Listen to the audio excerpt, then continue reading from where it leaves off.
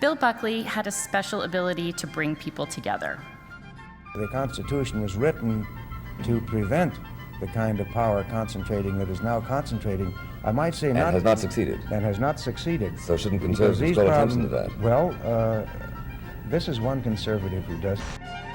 He knew the importance of engaging with those you agree with and those that you don't. Do you think that there would have been any change as far as civil rights legislation, as far as many of the breakthroughs that have occurred? Of course. Oh, come on. I don't know what fairyland you're living in. If you call me America, that's my fairyland. The country you don't know. All wars are different except those that you say are the same. No, I don't, well, I'm perfectly... First place, you start out by saying all wars nowadays are fought for image except nuclear wars. So I brought up the Israeli war. Now you say, except it. Once you're in, whether as a social democrat or as a conservative, that act of having got there somehow encapsulates the public good. The public have expressed what they want. Now, that's very rarely true. You've made a very shrewd point, but it's one I think that touches on some of the philosophical differences that divide us. Would you guess that the Panamanian people would prefer or not prefer to exercise sovereignty over their own territory?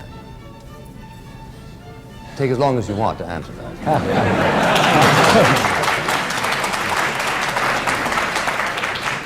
I was just sitting here wishing that I had with me the transcript of the impassioned plea that was made to United States senators at a meeting of the Civic Council. The speaker was a Panamanian, and his impassioned plea was, even though he was a Panamanian, don't do this. Don't ratify those treaties. If what you're saying, it is a worldwide phenomenon that irrespective of the ugly character of the ruler, people do desire independence. They do desire sovereignty.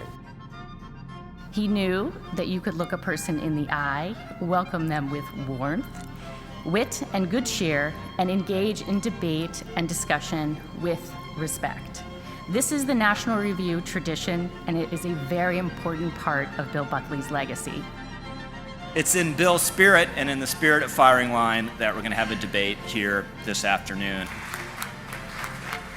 American workers, those at the less skilled level who are American-born, are they going to be happier to be replaced by a machine than they are by a Mexican? Yes, absolutely, because the thing is that when you think about labor productivity, when you have more capital, this is actually why the kind of left-wing perspective that workers and capitalists are at odds is actually entirely false. Targeted protectionism, managed trade, or autarky. All of those things are going to result in the injection of government. Cut the corporate income tax. Yeah, I agree. Can the against side address that point? It is not correct to view trade policy solely through the consumption lens. The global imbalance we face is one where the reason those things are so cheap for our consumers is because we're getting them on credit. Thanks, Warren. I have to say my one key takeaway is that we've heard so much over the last year that we're having a trade debate in our country. We have not had a trade debate in our country until tonight, where we had a terrifically informative and invigorating trade debate.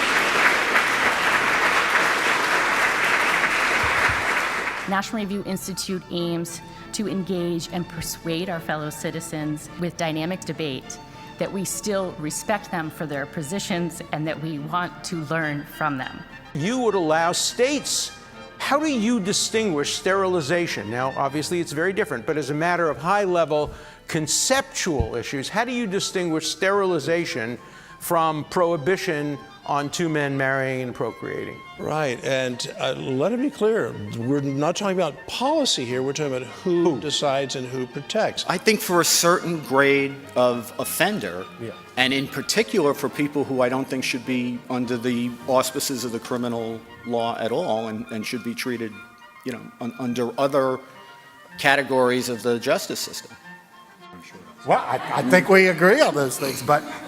Is this where I plead guilty? I think that ESG is, first, it's a luxury good that monopolists could afford, but competitive firms can't. And I think that it's interesting that the big monopolists that are canceling conservatives and so on are the ones that are leaders of the ESG movement because they're basically buying themselves protection. That's what I think. The ESG investing, I think, is a way to try to address the bad driving out the good. I do think it's interesting that we found, in some sense, a lot of common ground that, in some sense, market capitalism works. Every debate like this is an affirmation that we can reason our way to truth, and that's truly what makes America great. So please thank our debaters.